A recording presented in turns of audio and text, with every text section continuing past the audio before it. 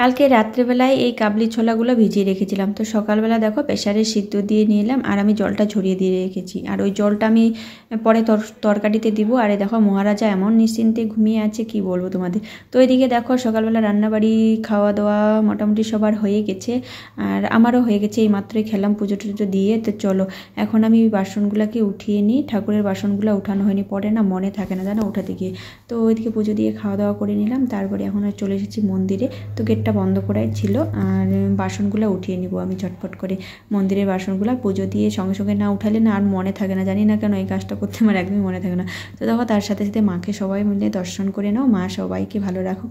আর এই দেখো বন্ধুরা, আমার বাড়িতে দুটো ধুতরা গাছ হয়েছে। তো গত বছর কিন্তু ধুতরা ফুলের অভাব ছিল, এবার কিন্তু দেখো দুটো ধুতরা ফুল। প্রতিদিন আমি দুটো করে ফুল তুলি, দুটো তিনটে চারটাও হয়ে যায়, কিন্তু আমি দুটো করেই ফুল তুলি। দেখো আছে বলে যে এতগুলো তুলবো সেটা না, যতটুকু আমার প্রয়োজন, মানে যে কয়টা ফুল প্রয়োজন তো সেটাই আমি তুলি। আর দেখো কত ধুতর ফুল ফুটেছে, এত ফুল ফুটেছে না অনেক করি। তো এই তো সামনে এক সপ্তাহ পরে শিবরাত্রি আসতেছে, তো তখন তো আর আমার ফুলের অভাব হবে না, ধুতর ফুল।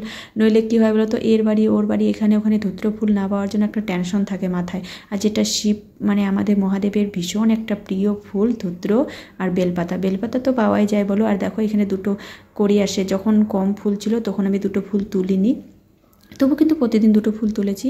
তো দুটো ফুল ছিল ওখানে, ওই ফুল দুটো আমি তুলিনি, তো বীজ হয়েছে। যাই হোক মোটামুটি আর না বীজ হলে দুটো ফুল আমার থাকলেই কিন্তু হয়ে যাবে। এদিকে দেখো রাজদীপ হচ্ছে রসুন খেতে জল দিবে, তার জন্য মোটরে করে জল ভরতেছে। তো নতুন মোটর বসানো হয়ে গেছে। এদিকে দেখো বাবা গরুকে স্নান করাচ্ছে। মঙ্গলিকে ওই দেখো কোথায় যাচ্ছে ও,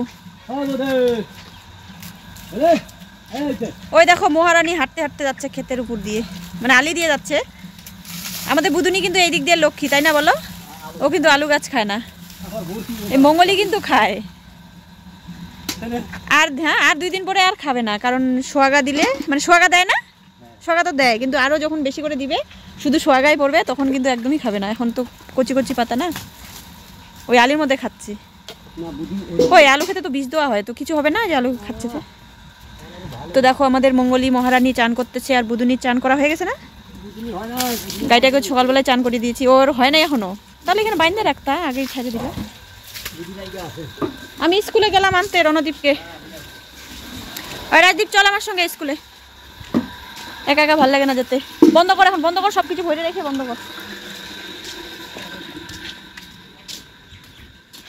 আর এই দেখো আমাদের মহারাজা এখানে শুয়ে আছে রে। কিরে এখন কিন্তু গরম পড়তেছে, আর দেখো গরম পড়ার সাথে সাথে এইভাবেই ডগে কিন্তু কুকুরগুলো কিন্তু পড়ে পড়ে ঘুমায়। তো দেখো আমাদের মহারাজাও কিন্তু এমনভাবে ঘুমাচ্ছে, যখনই ডাক দিচ্ছি তখনই কিন্তু উঠতেছে, আবারও ঘুমিয়ে পড়তেছে। যাই হোক ওকে আর বিরক্ত করলাম না, ওর মতো ঘুমিয়ে পড়ুক। আর আমি দেখো এদিকে রাজদীপ দেখো কতগুলো কুল নিয়ে আসে, মানে ডাসা পেয়ারা হয় না, দেখো ডাসা কুল, মানে কুলগুলো দেখে হয়তো তোমাদের লোভ আসতেছে।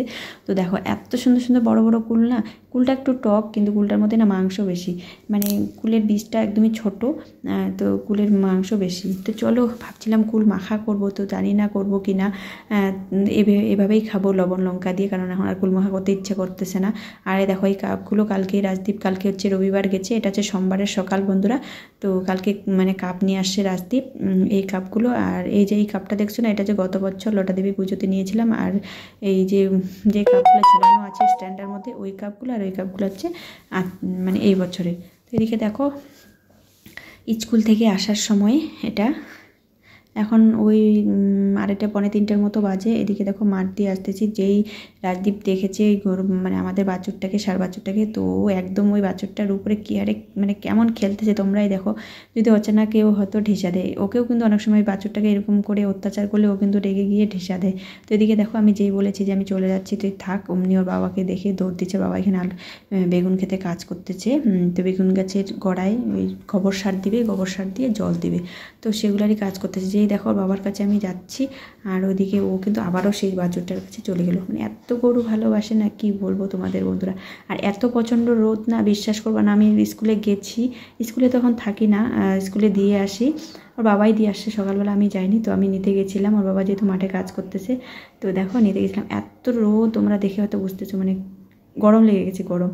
তো যদিও গরম পড়েই গেছে বলা চলে, শিবরাত্রি হয়ে গেলে একদম মোটামুটি গরম পড়ে যাবে। এখন কিন্তু বেশ হাওয়া আর রৌদ্র। এই হাওয়াটাই একটু যা ঠান্ডা লাগে, নাহলে দিনের বেলা তো ভীষণ গরম লাগে এই রোদের জন্য। এতটা রৌদ্র না, আবার বাবার সঙ্গে গল্প করছিলাম, আমি কি যেন কথা বলছিলাম ঠিক, যে তুমি পরে ভয়েস ওভারটা দিচ্ছি আমার মনে নেই। তো যাই হোক, রৌদ্রের মধ্যে দাঁড়িয়ে আছে সেটাই বলতেছি। তো বলছে তুমি চলে যাও রণদীপকে নিয়ে, কারণ ওকে বাড়িতে গিয়ে খাওয়াতে হবে। তো বন্ধুরা, কেমন লাগলো আমার এই ভিডিওটা? যদি ভালো লাগে অবশ্যই লাইক কমেন্ট শেয়ার করে পাশে থাকবে। টাটা সবাইকে।